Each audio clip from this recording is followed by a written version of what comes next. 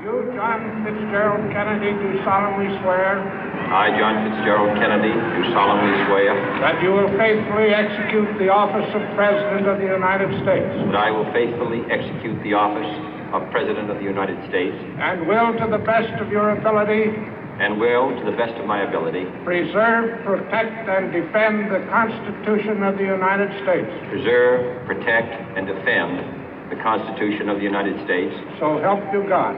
So help me God.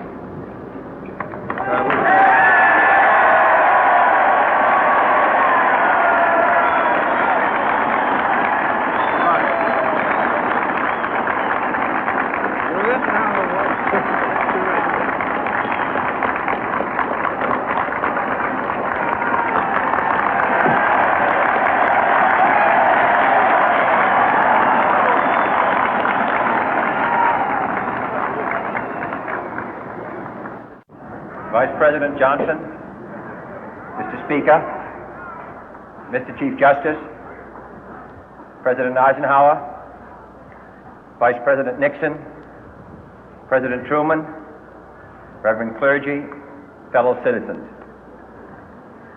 We observe today not a victory of party, but a celebration of freedom, symbolizing an end as well as a beginning, signifying renewal as well as change.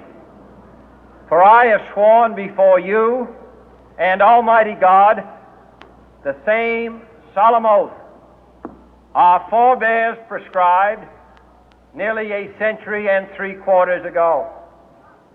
The world is very different now, for man holds in his mortal hands the power to abolish all forms of human poverty and all forms of human life. And yet the same revolutionary beliefs for which our forebears fought are still at issue around the globe. The belief that the rights of man come not from the generosity of the state, but from the hand of God. We dare not forget today that we are the heirs of that first revolution.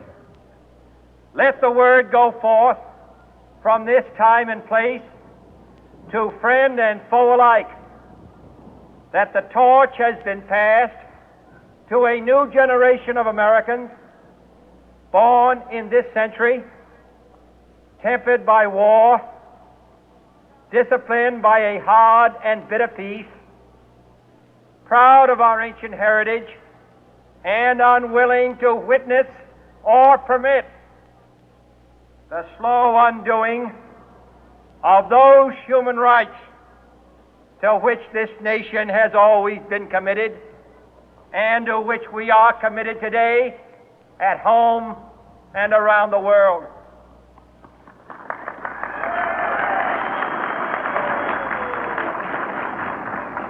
Let every nation know, whether it wishes us well or ill, that we shall pay any price, bear any burden, meet any hardship, support any friend, oppose any foe to assure the survival and the success of liberty.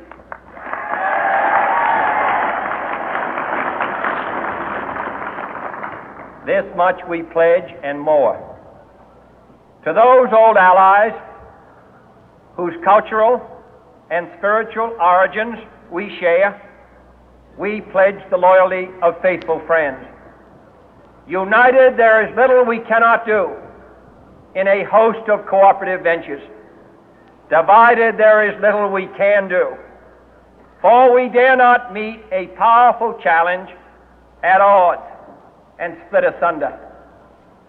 To those new states whom we welcome to the ranks of the free, we pledge our word that one form of colonial control shall not have passed away, merely to be replaced by a far more iron tyranny.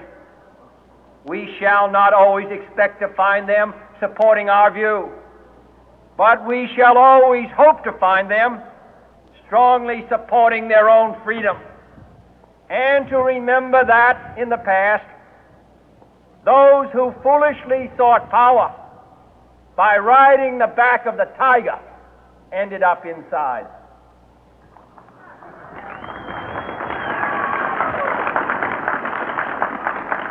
To those people in the huts and villages of half the globe struggling to break the bonds of mass misery, we pledge our best efforts to help them help themselves for whatever period is required, not because the communists may be doing it, not because we seek their votes, but because it is right.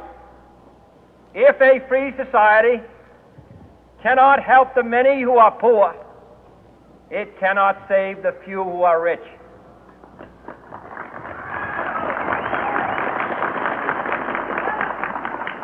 To our sister republics south of our border, we offer a special pledge to convert our good words into good deeds, in a new alliance for progress, to assist free men and free governments in casting off the chains of poverty. But this peaceful revolution of hope cannot become the prey of hostile powers. Let all our neighbors know that we shall join with them to oppose aggression or subversion anywhere in the Americas. And let every other power know that this hemisphere intends to remain the master of its own house.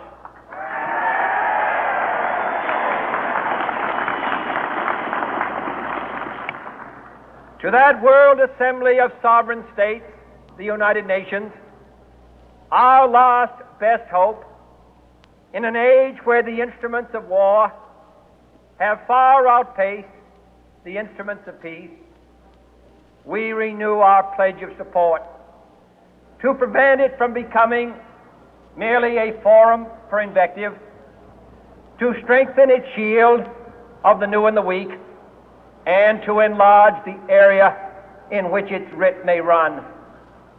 Finally, to those nations who would make themselves our adversary, we offer not a pledge, but a request that both sides begin anew the quest for peace. Before the dark powers of destruction, unleashed by science, engulf all humanity in planned or accidental self-destruction, we dare not tempt them with weakness, for only when our arms are sufficient beyond doubt can we be certain beyond doubt that they will never be employed. But neither can two great and powerful groups of nations take comfort from our present course, both sides overburdened by the cost of modern weapons, both rightly alarmed by the steady spread of the deadly atom, yet both racing to alter that uncertain balance of terror that stays the hand of mankind's final war. So let us begin anew, remembering on both sides that civility is not a sign of weakness, and sincerity is always subject to proof. Let us never negotiate out of fear, but let us never fear to negotiate.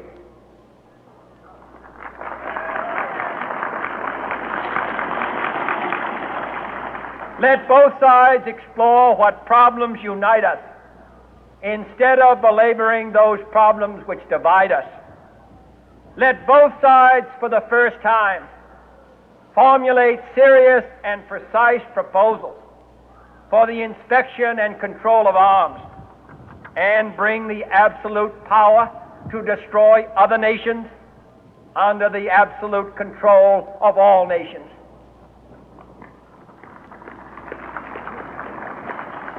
Let both sides seek to invoke the wonders of science instead of its terrors.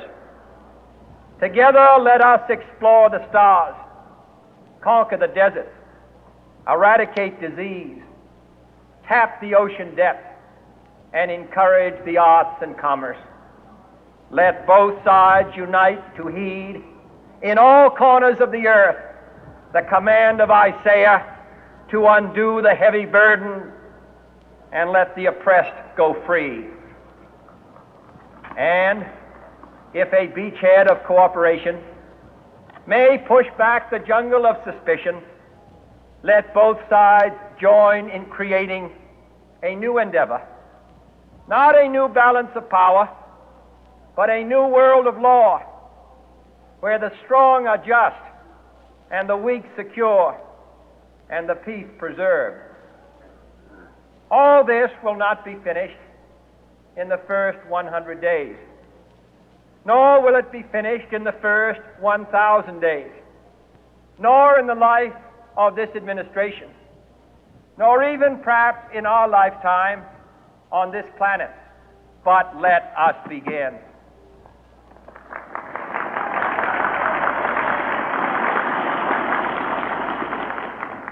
In your hands, my fellow citizens, more than mine, will rest the final success or failure of our course. Since this country was founded, each generation of Americans has been summoned to give testimony to its national loyalty. The graves of young Americans who answered the call to service surround the globe. Now the trumpet summons us again, not as a call to bear arms, though arms we need, not as a call to battle, though in battle we are, but a call to bear the burden of a long twilight struggle, year in and year out, rejoicing in hope, patient in tribulation, a struggle against the common enemies of man, tyranny, poverty, disease, and war itself. Can we forge against these enemies a grand and global alliance, north and south, east and west, that can assure a more fruitful life for all mankind? Will you join in that historic effort?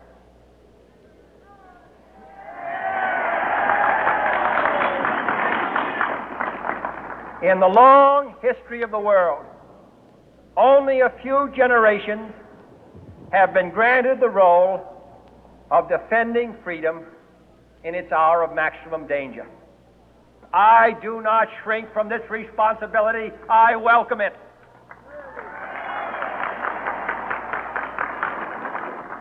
I do not believe that any of us would exchange places with any other people or any other generation.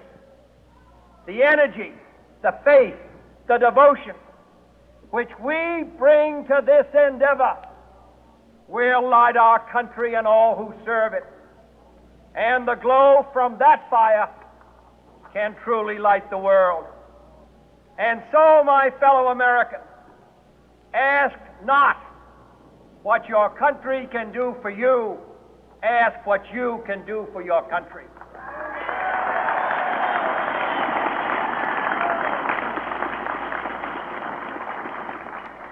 My fellow citizens of the world, ask not what America will do for you, but what together we can do for the freedom of man.